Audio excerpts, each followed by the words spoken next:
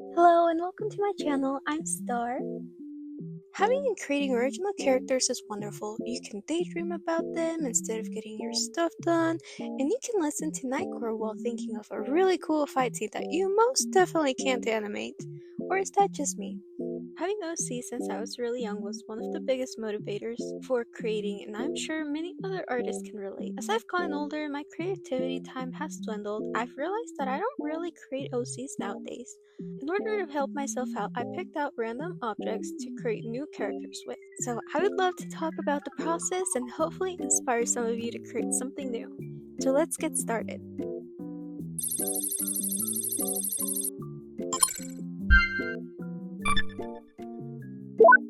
For the first character, I struggled a lot to come up with any ideas. I wanted to go with a magical girl-like design, but I had no clue what direction I wanted to take it in. At first I made her hair into starships, but it ended up reminding me too much of Aika from Pretty Pretty Please I Don't Want to Be a Magical Girl, so I decided to change it. Ironically, I think that her new design is so similar to Sailor Moon, but I did like both of the hairstyles, so I kept her star-shaped hair for her everyday look, while the purple hair can be part of her magical girl disguise. Not only did I have no direction with her character design, but also her story. One day, while listening to a random song and daydreaming, all of a sudden her story came to me. This is Sophie, a broke college student with no direction in life. She lives with her 4 other roommates and works retail. Most of her money goes to her hobbies of fixing old computers and collecting obscure media, like VHS tapes, cassettes, and CDs. She looks through hours of footage in order to digitize and preserve this media. She deals with a lot of insomnia, so she spends most of her nights looking through the internet for any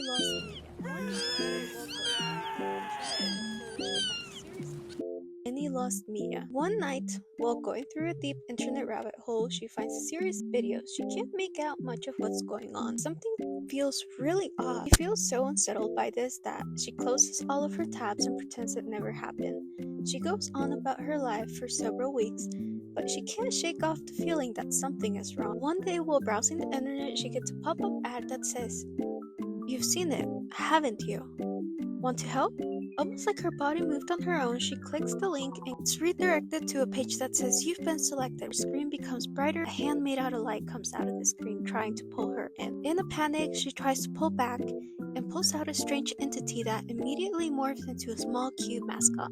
Sophie seeing something she shouldn't have seen leads to her being chosen and given the magical abilities of this creature she encounters.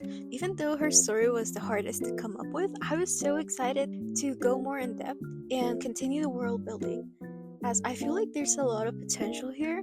I even have ideas for other characters, so let me know if you'd like to hear more about it. Now for her design, I gave her cloud-like wings and a moon-shaped weapon.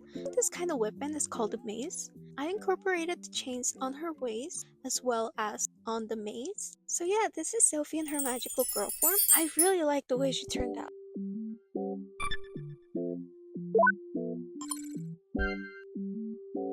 Working on this character was a lot of fun.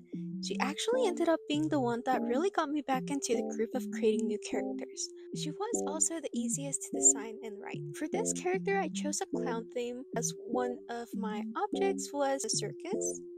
I've never really drawn clowns except for Pomni from the Digital Circus. Yes, she is my current hyperfixation. It's kind of bad.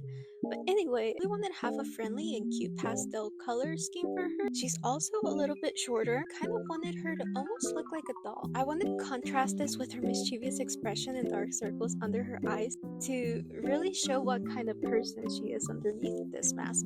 I decided to set this story in a medieval inspired setting. Her name is Belle, a 20-something-year-old with no relatives who decides to join the circus right after a big event happens in her life. She's been working for this circus crew on and off for years while doing some rather shady work on the side, so sometimes she disappears for months.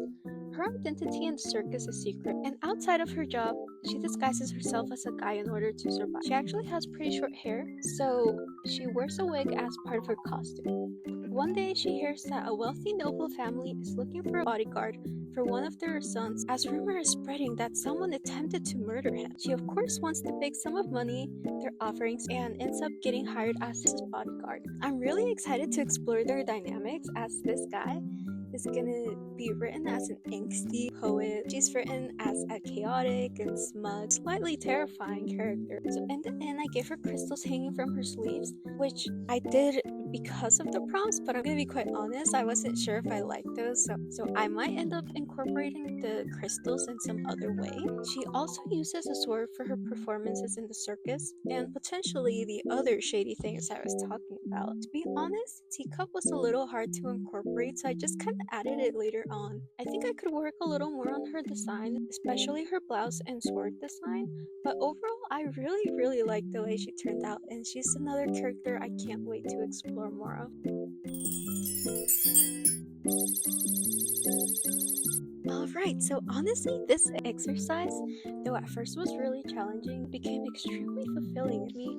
Remember how much I enjoyed doing this growing up, so I hope you decide to do something like this yourself. If you do, I'd love to see your work. You're welcome to tag me on Instagram or TikTok. If you stuck around to hear me yap about my OCs, you're very awesome. I'd love to see you again, so please consider subscribing. And if you have any other video ideas for me, I'd love to hear them in the comment section. Until next time, have a lovely day and you're awesome. Bye!